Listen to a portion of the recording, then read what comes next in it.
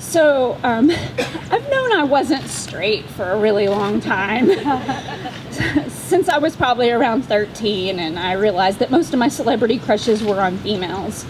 But I liked boys too, so it was easy for me to hide growing up in a small, closed-minded community. It was easy for me to hide and not be whatever I really was. However, I developed a love for the gay community, and I always was a very loud and vocal ally, despite the people around me who hated me for it and threw things at me and called me all kinds of names. And then as I became an adult and I realized that I probably loved the gay community as much as I did because I was part of it, I remember feeling ashamed because I happened to be in love with a boy who was part of the Conservative Church of Christ, and his parents told me I had to take my gay pride stickers off of my car or I couldn't come to their house anymore. So instead of telling them what I should have told them, I did it. And for 13 years, I've been part of this family. And I've raised my children to know that their mother was bisexual, and to know that you weren't to hate people, especially their own mother.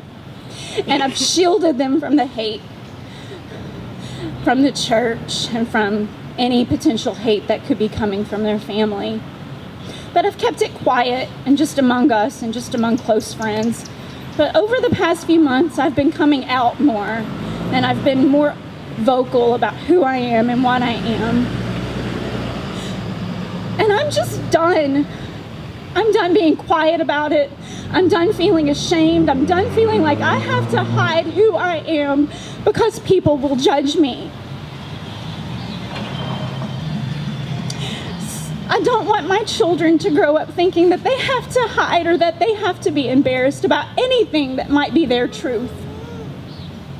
So I tell you today that from this point forward, I am out, and I don't care who knows it or what they think about me. Here I am. This is who I am, and I'm proud of it. And thank you all for being here. The support is greatly appreciated. Amen. My name is John. What I want to talk about right now is compassion. There are families who will never see their children again. There are families who will be spending the next months nursing their injured children, their injured spouses, their injured boyfriends. When I first heard the news, I was so overwhelmed with so many emotions. I couldn't sort them out. I didn't even know what to feel except to cry. And it's taken me a little bit of time, but I'm angry. I'm scared. I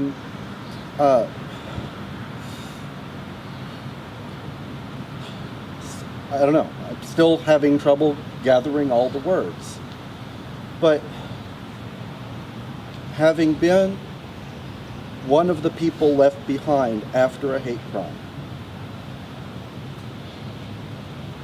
I have so much compassion for those people who are personally touched, and for the community and the country, the world that has been touched and changed for the worse by this event. And I believe that compassion can have a lot of power. If you can feel compassion for your fellow human, regardless of what may be different about them, and truly empathize with them, and imagine yourself in their place, that is something that can bring us together. that is something that can unite our hearts. I mean, think for a moment what it would be like if one of your loved ones were never to come home again. It's devastating. It may take months or years to even feel somewhat normal again after something like that. And you're still always going to be changed by it. So, compassion has power. Empathy has power. It will bring us together. It will help teach us how to be one community, regardless of faith, to be one human race, together, working together to make the world a better place. Thank you.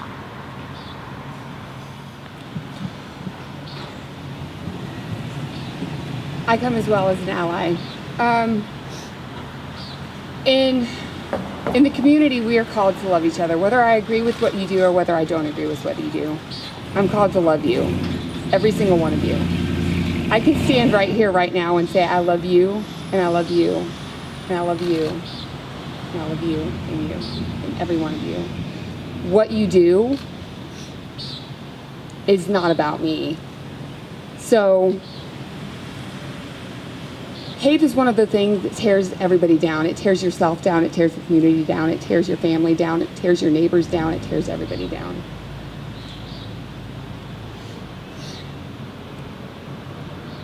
Love is something that overcomes all boundaries. I can love you but not agree with what you do. I'm a mother. I'm a foster parent. I'm a lover of my community. I'm a lover of my family. They don't always do what I want them to do. They don't always do what I think they should do. But I'm going to love them regardless.